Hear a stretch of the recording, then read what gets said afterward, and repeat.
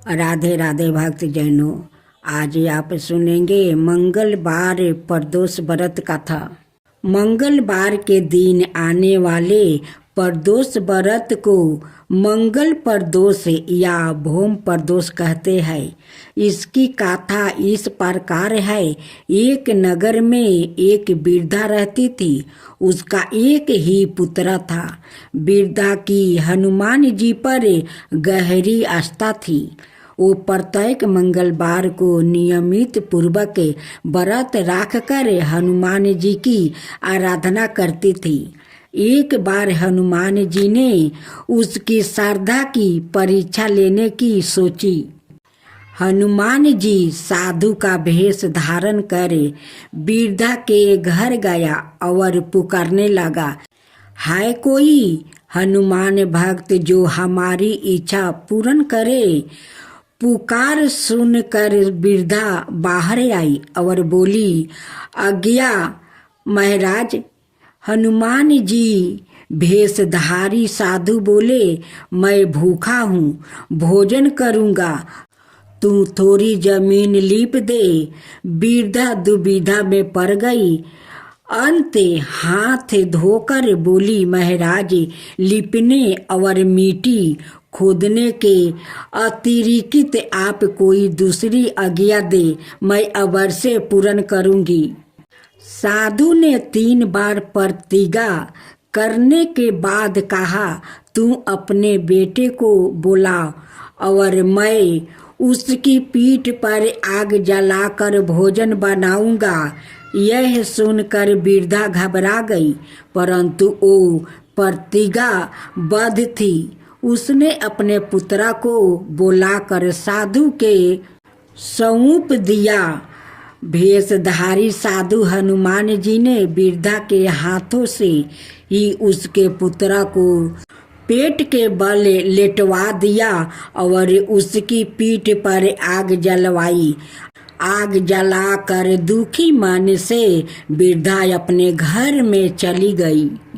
इधर भोजन बनाकर साधु ने वृद्धा को बुलाकर कहा, तुम अपने पुत्रा को पुकारो ताकि वो भी आकर भोग लगा ले।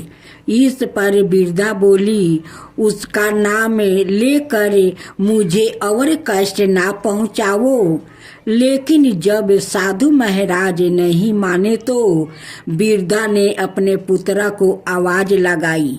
अपने पुत्रा को जीवित देखकर वृद्धा को बहुत आश्चर्य हुआ और वो साधु के चरणों में गिर पड़ी। हनुमान जी अपने वास्तविक रूप में प्रकट हुए और वृद्धा को भक्ति का आशीर्वाद दिया।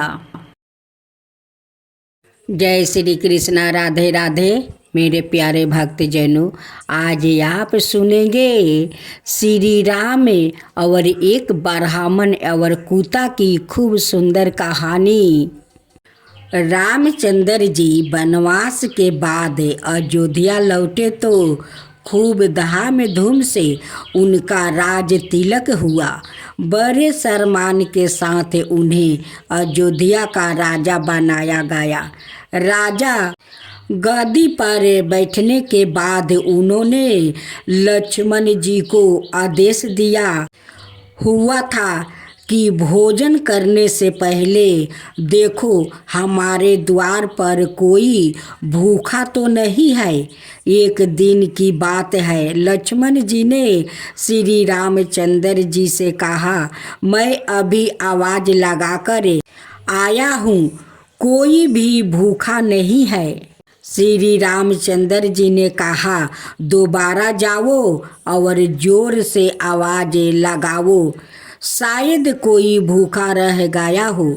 श्री रामचंद्र जी का आदेश पालन करते हुए लक्ष्मण जी दोबारा बाहर गया और उन्होंने जोर से आवाज लगाई तो कोई आदमी तो नहीं, वरन एक कुत्ते को लक्ष्मण जी ने रोते हुए देखा। अंदर आकर उन्होंने श्री रामचंद्र जी से कहा, बाहर कोई व्याकुल भूखा नहीं है, बल्कि एक कुत्ता अबर से रो रहा है। श्री रामचंद्र जी ने उस कुत्ते को अंदर बुलाया और कुत्ते से पूछा, तुम क्यों रो रहे हो? कुत्ते ने कहा, एक ब्राह्मण ने मुझे डंडा मारा है। श्री रामचंद्र जी ने ब्राह्मण को बुलाया और उससे पूछा, क्या यह कुत्ता सही बोल रहा है? ब्राह्मण ने कहा, हाँ, यह मेरे रास्ते में सो रहा था, इसलिए मैंने इसे डंडा मारा है। यह कुत्ते जहाँ तहाँ लेट जाता है, इन्हें डंडे से ही मारना चाहिए। श्री रामचंद्र जी समझ गए कि ब्राह्मण की ही गलती है, परंतु ब्राह्मण को क्या कहे, सो उन्होंने कुत्ता को पूछा, ब्राह्मण ने तुम्हें डंडा मारा तो तुम क्या चाहते हो? कुत्ते ने कहा, भगवान, इसे माथा सीधे बना दीजिए। कुत्ते की बात सुनकर भगवान मुस्कुरा दिया और मुस्कुराते हुए कुत्ते से पूछा, इस ब्राह्मण ने तुम्हें डंडा मारा, बदले में तुम इन्हें माठ धीष्ट बनाना चाहते हो? माठ ढीस बनाने से इनकी बहुत सेवा होगी, काफ़ी चल बन जाएंगे, इससे तुम्हारा क्या फ़ायदा होगा? कुत्ता बोला, मैं भी माठ धीस था, मुझसे कुछ गलत काम हुआ, आज मैं कुत्ते की योनि में हूँ और लोग के डंडे खा रहा हूँ। यह भी माठ धीस बनेगा, फिर कुत्ते की योनि में जाएगा, फिर लोगों के डंडा खाएगा, तो इसकी साजा पूरी हो जाएगी। राधे राधे भक्तजनों, आज आप सुनेंगे भगवान हनुमान जी की रोचक कथाएं। भगवान हनुमान जी की कुछ कथाओं के बारे में जानेंगे। कहानी कहने की काल संस्कृतियों और धर्म से परे है। देवताओं और पुरुषों के वीर कर्मों के बारे में बताते हुए प्राचीन काल से खिस्से और गीत लिखे जाते हैं। भगवान हनुमान कोई अपबद नहीं है। हिंदू पौराणिक कथाओं में उनके द्वारा अपने जीवन काल में प्रदर्शित किए गया साहस, शक्ति और भक्ति के बारे में बोलने वाली विभिन्न कहानियों का वर्णन और गुण है। कुछ महाकवियों में उनका कारनामों के बारे में बात करते हैं और अन्य हमें इनके जीवन की वैकल्पिक कहानियों देते हैं। पहले भी हनुमान जी बचपन में शरारती थे और कभी कभी जंगलों में तपस्या करने वाले ऋषियों को चिढ़ाते थे, हरकतों को आसानियाँ पाकर, लेकिन यह महसूस करते हुए कि हनुमान एक बच्चे थे, ऋषियों ने उन्हें एक हल्का श्राप दिया, जिसके कारण वो अपनी क्षमता शक्तियों को याद नहीं कर पा रहे थे, जब तक कि कोई अन्य व्यक्ति उन्हें याद न दिलाए कि सिकंदा कांड और सुंदर कांड में श्राप पर प्रकाश डाला गया है। जब जमावत ने हनुमान को उनकी क्षमताओं की याद दिलाई और उन्हें सीता को खोजने के लिए प्रोत्साहित किया, भगवान हनुमान जी और भगवान भीम दोनों भाई थे। हनुमान जी को भीम का भाई भी माना जाता है क्योंकि उनके एक ही पिता बाहु थे। पांडवों के वनवास के दौरान हनुमान ने अपने अहंकार को वश में करने के लिए भीम को एक कमजोर और वृद्धा बांदर के रूप में प्रकट होते हैं। हनुमान अपनी पूंछ के साथ भीम के रास्ते को अवरुद्ध करते हैं।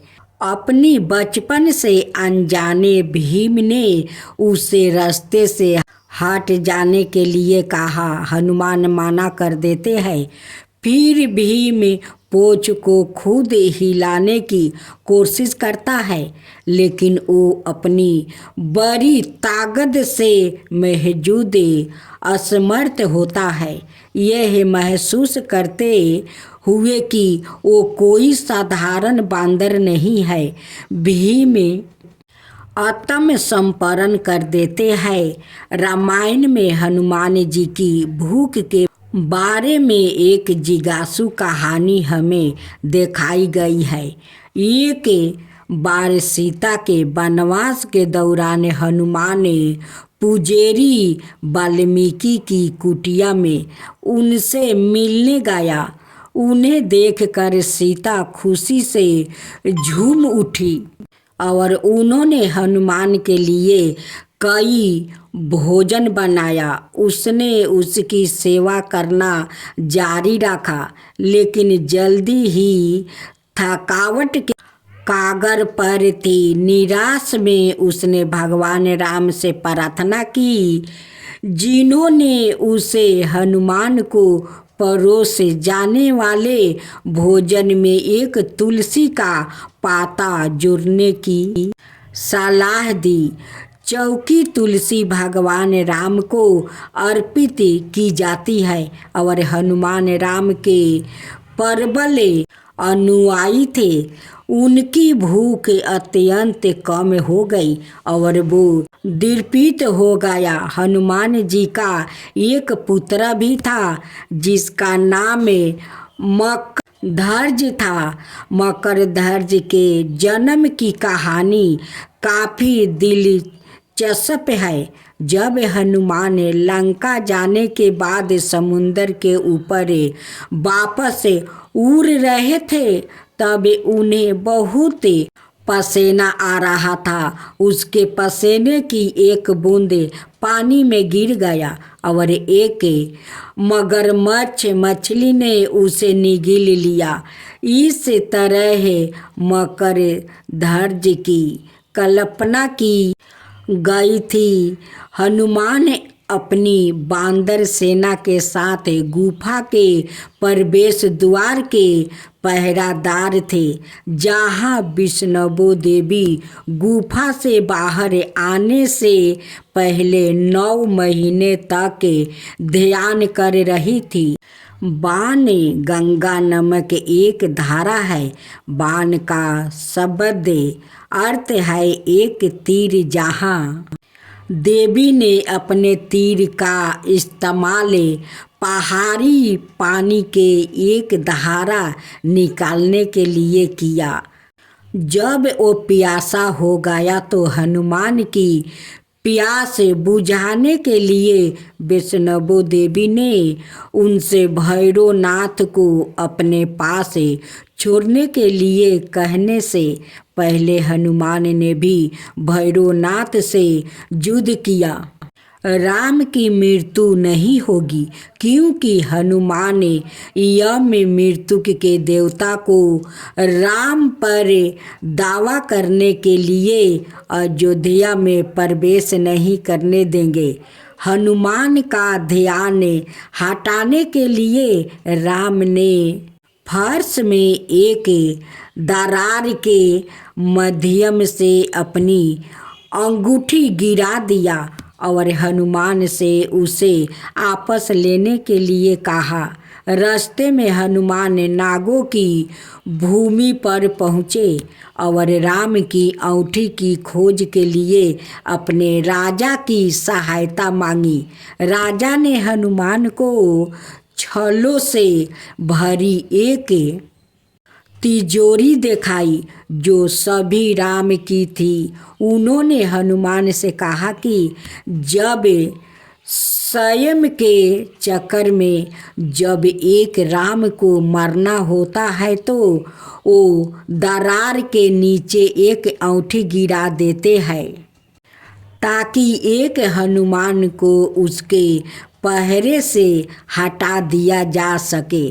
दास को पकड़कर और गहरे दुखी हनुमान वापस पृथ्वी पर आ गया। हम आशा करते हैं कि आप जहाँ भी जाते हैं भगवान हनुमान का आशीर्वाद आपका अनुसरण करता है और वो आपको सुरक्षित, खुश, स्वस्थ और समृद्ध रख सकते हैं। जय बजरंगबली की जय।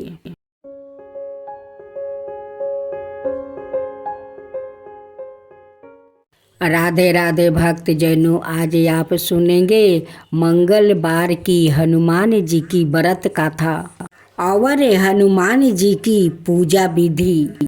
संतान धर्म में मंगलवार के दिन हनुमान जी की पूजा करने का विधान है।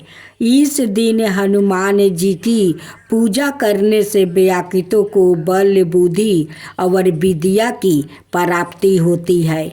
इस दिन व्रत उपवास करने से कुंडली में सूर्य मौजूद होता है। ज्योतिषी हमेशा सूर्य को मजबूत करने के लिए मंगलवार के दिन हनुमान जी की पूजा करने की सलाह दी जाती है। साथ ही उपवास करने का भी विधान है। इससे व्याकृत के जीवन में सुख, समृद्धि और मंगल का आगमन होता है। इस दिन पूजा के दौरान मंगलवार की कथा श्रवण और पाठ किया जाता है। आइए मंगलवार की व्रत कथा और पूजा विधि जानते हैं। पौराणिक कथा के अनुसार प्राचीन काल में एक ब्राह्मण चंपित रहते थे जिनकी कोई संतान नहीं थी। इसके लिए ब्राह्मणी मंगलवार व्रत किया करती थी। हर मंगलवार को हनुमान जी को भोग लगाने के बाद ही वो खाती थी। एक मंगलवार को वो किसी कारणवश हनुमान जी को भोग नहीं लगा सकी। इससे वो काफ़ी दुखी हो गई। तब ब्राह्मणी ने प्रतिज्ञा की कि वो अगले मंगलवार को हनुमान जी को भोग लगाने के बाद ही वो भोजन ग्रहण करेगी। ब्राह्मणी ने भूखे प्यासे 6 दिन किसी तरह गुजारे, लेकिन 7वें दिन वो मूर्छित होकर गिर पड़ी। तब हनुमान जी ने प्रकट होकर ब्राह्मणी को पुत्र रत्न दिया। जब ब्राह्मण को इस बात की जानकारी हुई तो उसने बालक को अपना पुत्र मानने से इनकार कर दिया और उसका वध करने की ठान लिया। हालांकि ब्राह्मण इसमें सफल नहीं पाया। तब हनुमान जी ने सपने में आकर उन्हें गाता कराया कि मंगलिया तुम्हारा पुत्र है। इसके बाद ब्राह्मण ने हनुमान जी से क्षमा याचना की। कालांतर से इस व्रत को करने का विधान है। इस व्रत को करने से संतान की प्राप्ति होती है, साथ ही सभी दुख संकट दूर हो जाते हैं।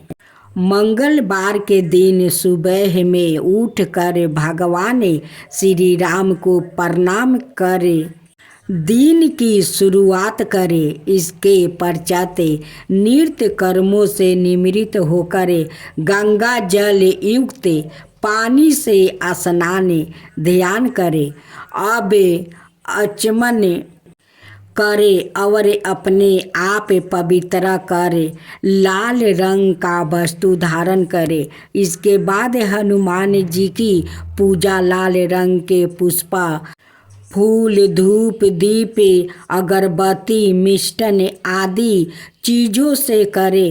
पूजा के दौरान हनुमान चालीसा का पाठ, सुंदरकांड और मंगलवार की गाथा का पाठ जरूर करे। अंत में आरती अर्चना करे, दिन भर उपवास रखे, संध्या काल में आरती करे, भोजन ग्रहण कर सकते हैं, हालांकि सात्विक भोजन ही ग्रहण करे। पौराणिक कथा के अनुसार एक नगर में एक बुढ़िया रहती थी। उसके एक पुत्र और एक पुत्री थी। बुढ़िया ने अपनी पुत्री की शादी कर दी थी। बुढ़िया का नियम था कि हर मंगलवार के दिन मंदिर में जाकर हनुमान को 2 लड्डू को वो भोग लगाती थी। हनुमान जी उस बुढ़िया पर बहुत प्रसन्न रहते थे। बुढ़िया को कुछ खाने पीने को तकलीफ नहीं देते थे। एक दिन बुढ़िया के बेटे ने अपनी माँ से कहता है कि माँ, दीदी का बहुत दिन शादी के हो गया, लेकिन आज तक दीदी तो घर नहीं आई। माँ, मैं दीदी से भेंट करना चाहती हूँ। माँ, मैं जाऊँ? माँ कहती है कि तेरे दीदी तो अपना गृहस्थी में जाकर उलझ गई है, हम लोग का भूल गई है। तू वहाँ जाकर अपना दीदी को परेशान करना चाहता है। बुढ़िया का बेटा जिद करने लगा कि नहीं माँ, मैं तो दीदी के घर जाऊँगा। माँ कहती है कि जब तू जाना चाहता है तो ठीक है, जा, लेकिन खाली हाथ तू कैसे जाएगा बहन के घर।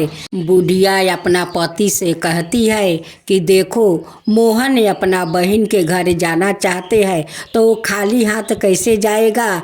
जाओ, दुकान से तुम लड्डू आन दो। कुछ लड्डू अपना बहन के घर लेकर जाएगा और 2 लड्डू हनुमान का मंदिर में जाकर भोग लगा देगा और लगा कर तब अपना बहन के घर जाएगा। बुढ़िया अपना बेटा को लड्डू देती है या कहती है कि देखे, जाते समय हनुमान के मंदिर जरूर जाना, उन्हें पहले भोग 2 लड्डू को लगा देना, तब अपना दीदी को घर जाना। मोहन अपना दीदी के घर जाता है, लेकिन हनुमान का मंदिर में भोग लगाना वो भूल जाता है और सोझा अपना दीदी को घर चला जाता है। उस दिन भी हनुमान जी भूखे रह गए, उनकी भोग नहीं लगा। अब बुढ़िया तो जानती है कि मोहन तो जाते समय हनुमान को भोग जरूर लगाया होगा। सपने में हनुमान जी उस बुढ़िया को दर्शन देते हैं और कहते हैं कि माई, आज तू मुझे भोग नहीं लगाई, आज मैं भूखे सो गया, आज कोई मुझे भोग नहीं लगाया। बुढ़िया कहती है कि मैं मोहन को लड्डू दिया था कि आपको भोग लगाकर तब वो अपना दीदी का घर जाएगा। जब बुढ़िया का आँख खुली तो दौड़ी दौड़ी हनुमान का मंदिर में जाती है और उनसे क्षमा मांगती है और उन्हें लड्डू को भोग लगाती है। कहती है कि भगवान, आप मेरे बेटा को क्षमा कर दीजिए, वो भूल से लड्डू लेकर अपना दीदी के घर चला गया है, वो आपका भोग नहीं लगाया। जब मोहन अपना दीदी के घर पहुंचता है, दीदी उनकी झोला में देखती है तो उस झोले में ईंटा और पत्थर था, वहाँ पर तो लड्डू नहीं था। वो तो हनुमान जी वो लड्डू के बदले ईंट पत्थर उसमें बना दिया था। आज मुझे उपास रख कर दोनों भाई बहन आराम से लड्डू खाएगा, उस लड्डू को तो मैं खाने नहीं दूंगा।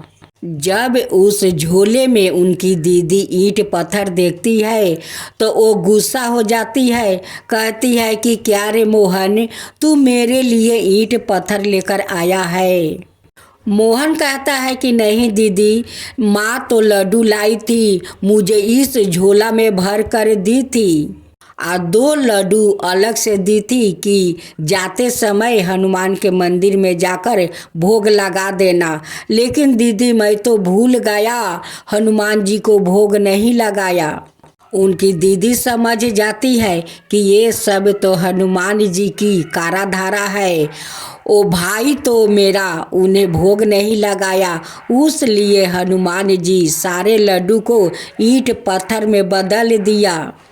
मोहन कहता है कि दीदी कई दिन तो हो गया, अब मैं अपना घर लौट जाता हूँ।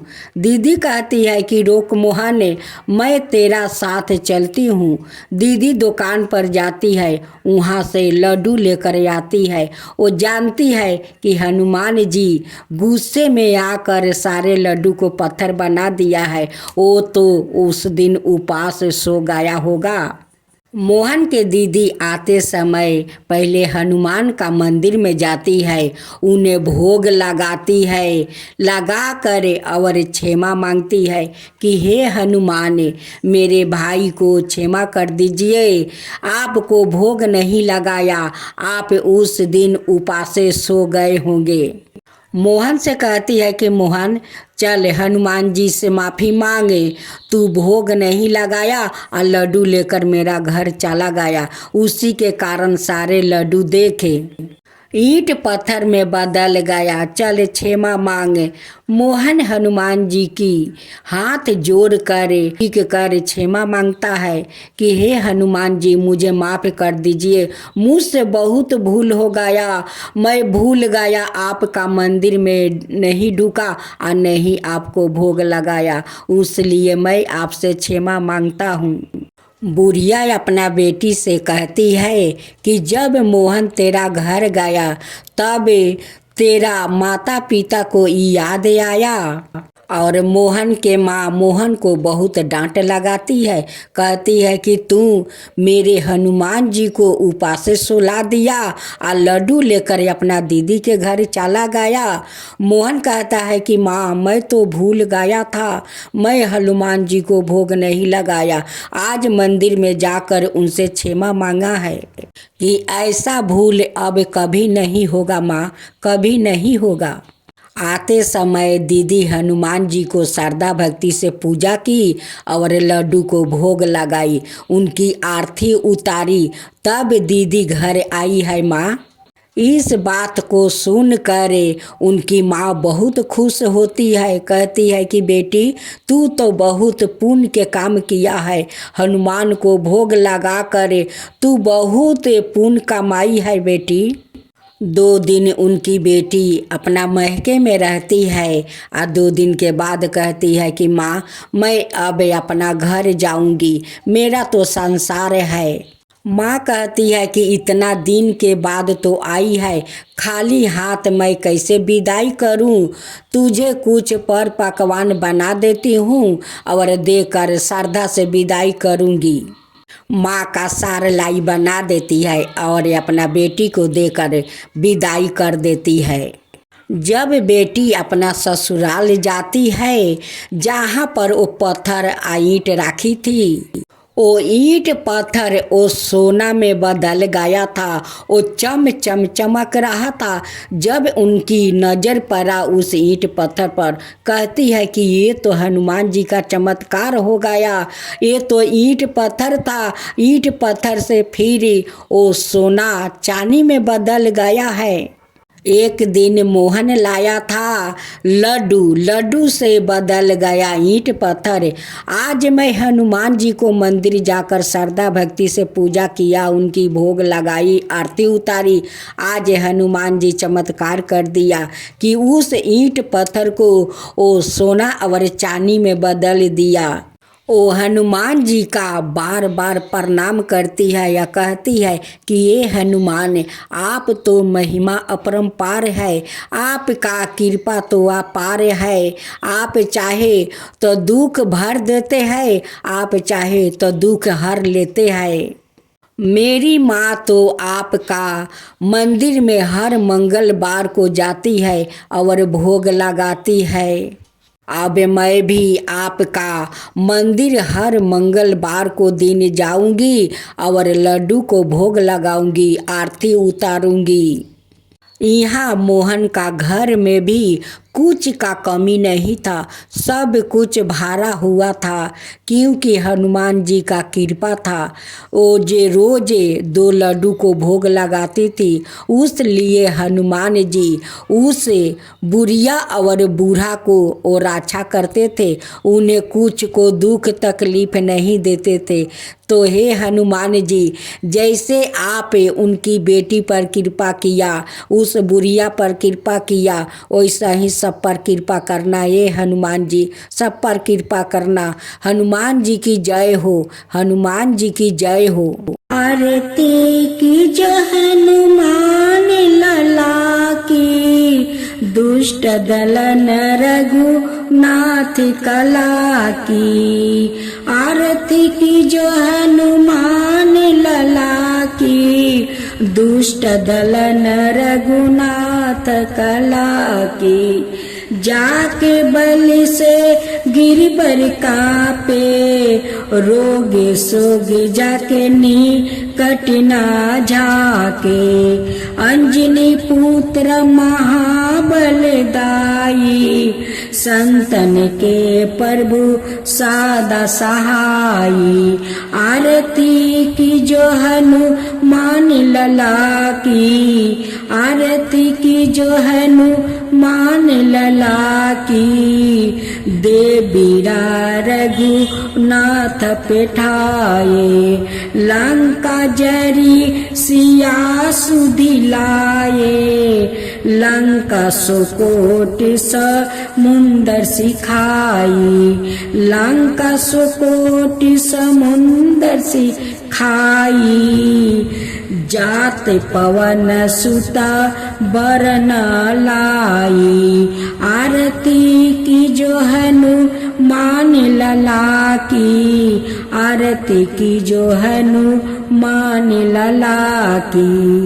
लंका जरी असुर सहारे, सिया राम जी के काज सवारे।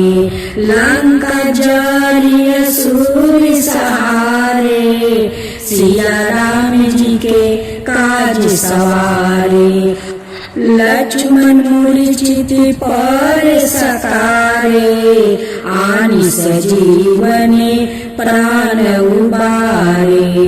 लक्ष्मण मूर्छित पर सकारे, आनि सजीवने प्राण उबारे। आरती की जो हनुमान लला की, आरती की जो हनुमान लला की। बैठी पाताल तोरी जन्मे कारे, ओही रावण की भूजा उखारे। बाएं भूजा असुर दल मारे, दहिने भूजा संतन तारे। आरती की जो हनुमान लला की, आरती की जो हनुमान लला की। सुर नर मुनि आरती उतारे, जय जय जय हनुमान उचारे। सुर नर मुनि आरती उतारे, जय जय जय हनुमान उचारे। कंचन थाली कपूर लो छाई, आरती करत अंजना माई। कंचन थाली कपूर लो छाई, आरती करत अंजना माई। आरती की जो हनुमान लला की, आरती की जो हनुमान लला की। जो हनुमान जी के आरती गावे, बस बैकुंठ पर में पद पावे। जो हनुमान जी के आरती गावे, बस बैकुंठ पर में पद पावे। आरती की जो हनुमान लला की, दुष्ट दलन रघुनाथ कला की, आरती की जो हनुमान लला की, दुष्ट दलन रघुनाथ कला की।